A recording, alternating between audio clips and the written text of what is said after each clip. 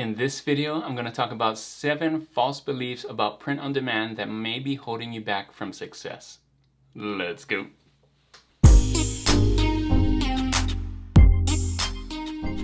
Thanks for joining me on this video. My name is Juna with Detour Shirts. I've been designing and selling t-shirts online since 2005, and in this video I wanted to talk about beliefs about print on demand. Now, beliefs are super important. Beliefs can lead to action, and action can lead to outcome. And if you have the wrong beliefs in the beginning, you'll take the wrong actions and you'll get the wrong income. But if you have the right beliefs in the beginning, they may lead you to do the right actions, and then you'll have the right income. So beliefs are super important, and I'm not just talking about believing in yourself, believing that you can do this. These are actually beliefs about what to do in print on demand. So I'm going to share with you 7 of them today in this video, and some of these I think a lot of people think about. So I posed a question in my Facebook group and asked what are some false beliefs that they've heard of in print on demand, and I got a lot of answers. So a lot of these are coming from my Facebook group. If you haven't joined that, I'll put a link in the description to my Facebook group. So let's get into it. Let's start with belief number 1, or false belief number 1, and I'll tell you what the truth is.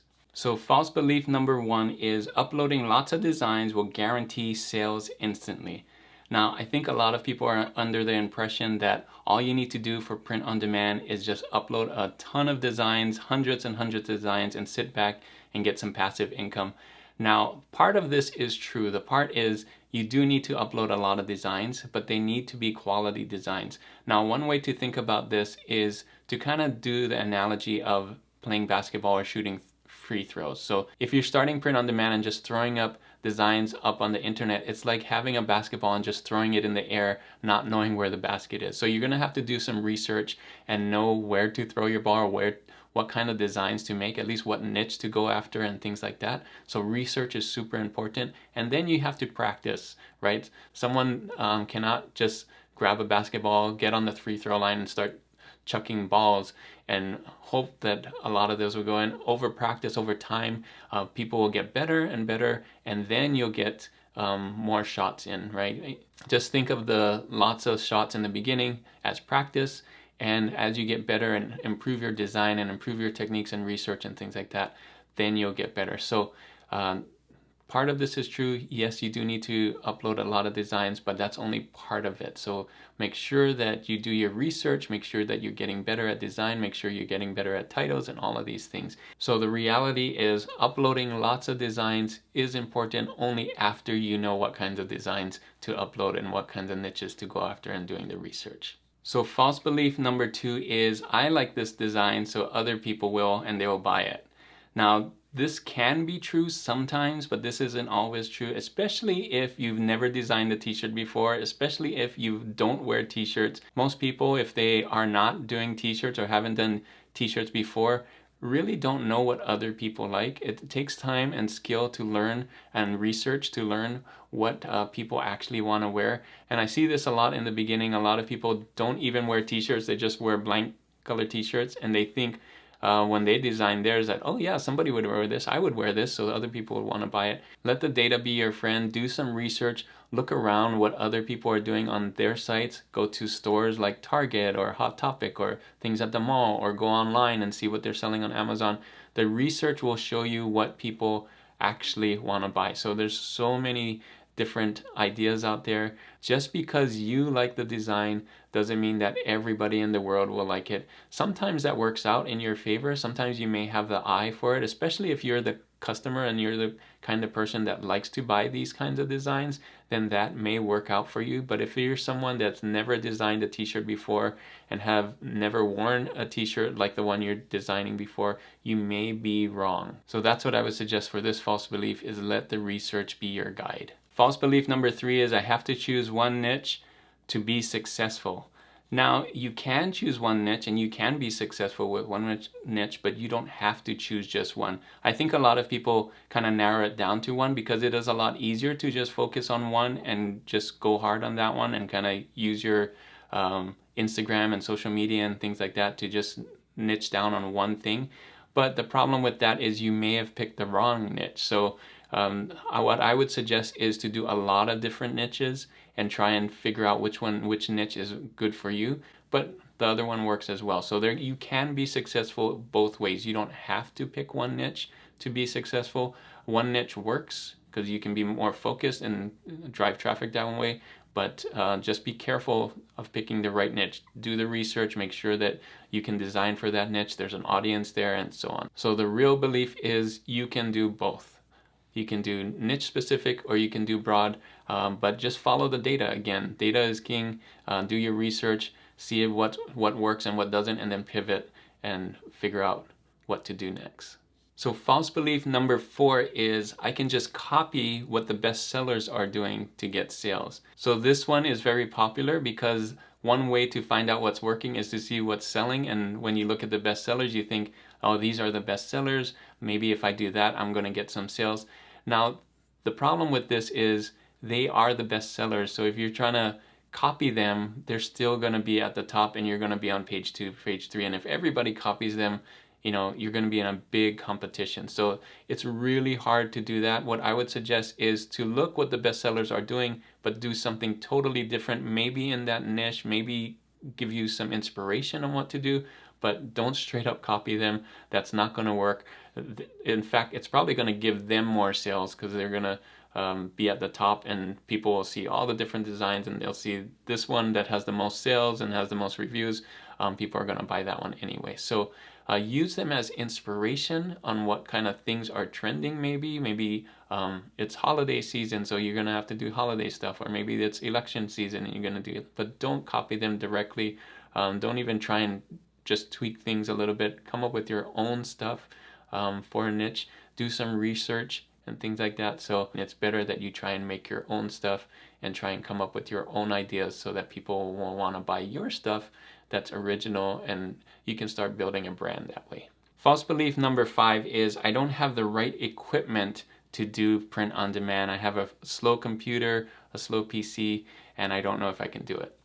Well, the reality is you don't need a really fast graphic intensive computer. A lot of this can be done on your phone. A lot of this can be done with an old computer. I have an old iMac back here that I did all my designs on, and you could just do, as long as you can get on the internet, that's basically the thing that you need to do. If you can get on the internet, you can get on Canva, you can get on Photopea, you can upload things. So you just need a computer that can get on the internet. That's basically what you need. It doesn't have to be super fast graphic cards or anything like that. Just start where you are. If you have something like that, you could even do it on your phone. A lot of people do it on their phone as well. So don't let the equipment thing hold you back. As long as you can, if you're watching this video, you probably have a computer or a phone that is powerful enough to do print on demand. So false belief squashed. Get to doing print on demand if that's something you want to do. False belief number 6 is you need to be a great artist to do print on demand. And that is not true. You don't have to be a great artist. In fact, you can just use Canva, you can use Photopea, like I said earlier.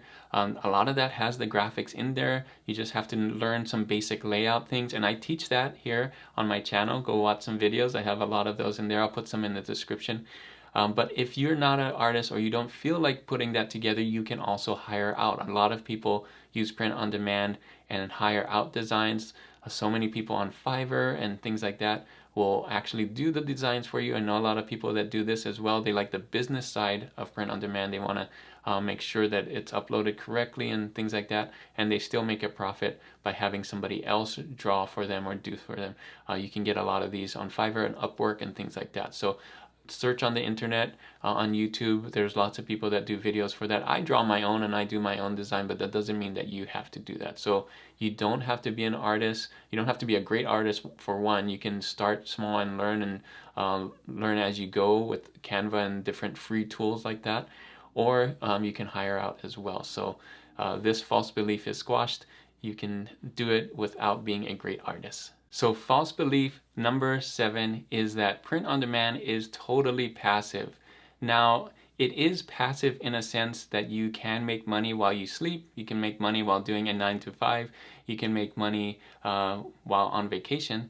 But it does take a lot of work to upload to get to the point where you're making money constantly. So at the very beginning, you can't just throw up 100 designs online and then sit back and then wait and watch the money come in.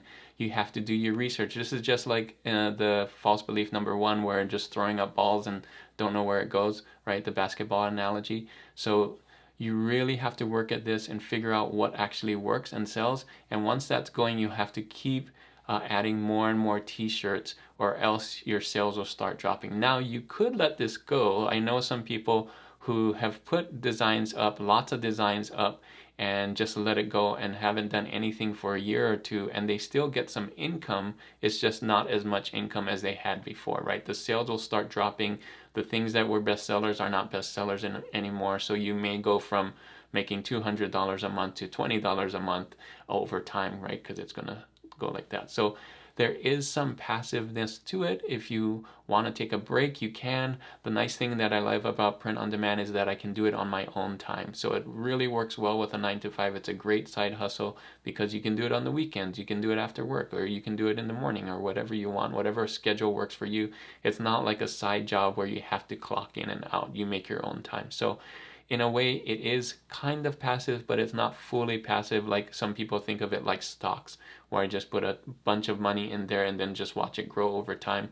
It doesn't grow over time. It only grows as you put more and more stuff. In fact, over time, it actually starts to get lower and lower. So if you want more and more, you'll have to put more and more designs and upload more and more designs. So those are the 7 false beliefs. So hopefully now that you know the real answers for this, your new beliefs, these right beliefs, will affect your actions, what you need to do, and then affect your outcomes and your incomes. I know I said incomes before, but beliefs change your actions, and your actions change your outcomes, and hopefully your outcomes means that you're more successful now. You can navigate this print on demand journey that you're going to go through, and I'll help you along the way with designs and all these other videos. If this video was really helpful for you, make sure to give it a thumbs up, and if you're not subscribed to this channel already, make sure to hit that subscribe button right there. And the question of the day for this video is, what are some other false beliefs that you've heard for print on demand? Leave those in the comments right here. Maybe I'll make a part 2 to help other people about other false beliefs that can be squashed so that you can increase your outcome for print on demand. Thanks so much for watching this video, and if you want to see more videos like these, make sure to click on these right here. And as always, guys, keep creating and keep learning. I'll see you on the next one. Bye.